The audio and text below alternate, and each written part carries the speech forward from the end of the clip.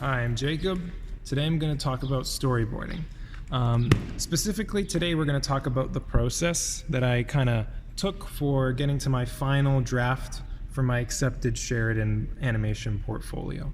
And the three main things that I kind of noticed was you need to have a really good understanding of composition, characters, and perspective.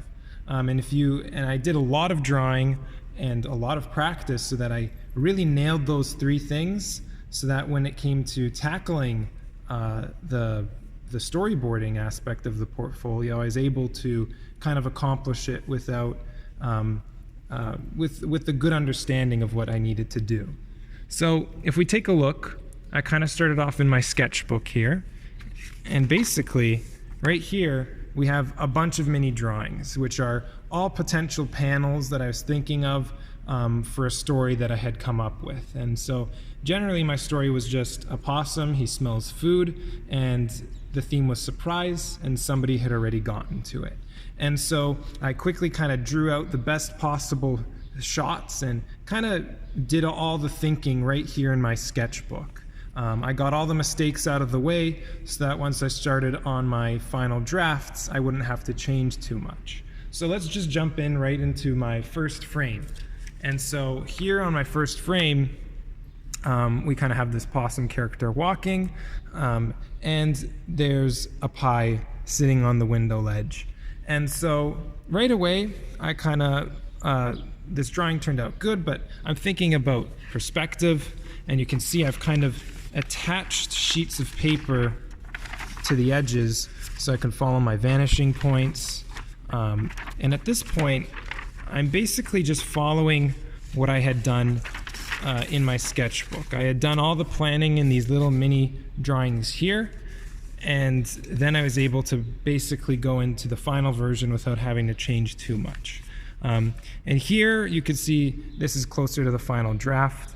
And one thing that I changed was I kind of made the possum a little bit bigger because he's really the focus in this shot. And I also brought the pie kind of into the middle of the window frame so that it was nicely kind of visible to the viewer. And then another thing is I kind of switched the direction the possum's head was facing. I felt that if his head was facing towards the pie, it kind of brought a bit more of a connection between the two kind of characters there, if you consider the pie a character.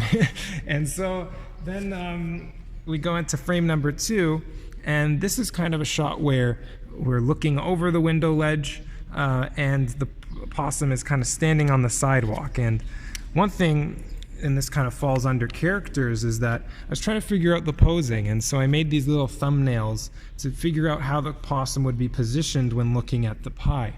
And so I did a few different variations, but it helped me visualize that. And so in the final version, you can see I kind of went with the pose where he's excited, he's looking directly at the pie, and I also made the pie a little bit larger, again, so that it's taking up more of the frame and it's more visible, because it's a very important part of that shot. Then if we move on to frame number 3, we have the possum climbing the wall to get to the pie. And again, this shot is very close to the possum. We want to see his facial expression. And I wanted to make sure that this character stayed on model, because Sheridan provided this possum character, and they want to see that you can basically they want to see that you can draw that character in its correct proportions. And so I ended up changing the face a little bit just to better match the model that they had given me. I made the ears a little bit too big. I had kind of put some of the facial features kind of in the wrong spot, and so I changed that to accommodate that kind of character that they had provided. So then in the final kind of panel here, the possum climbs over the edge and notices another possum already eating the pie. And so in this shot, I noticed that there was a lot of empty space. I didn't quite like the posing of these characters, and so what I ended up doing is I changed it quite a bit, and you can see how these two shots changed quite a lot. And so this character's much larger. The expression's a little bit more, is a little different. And this possum also takes up a lot more space on the page. And so we can really clearly visibly see both of their faces. And another nice thing about this is that this possum's kind of just getting to the top of the ledge. We can still see that there's a foot kind of dragging behind. And I felt that kind of helped bring more of a connection between the third frame and the final frame.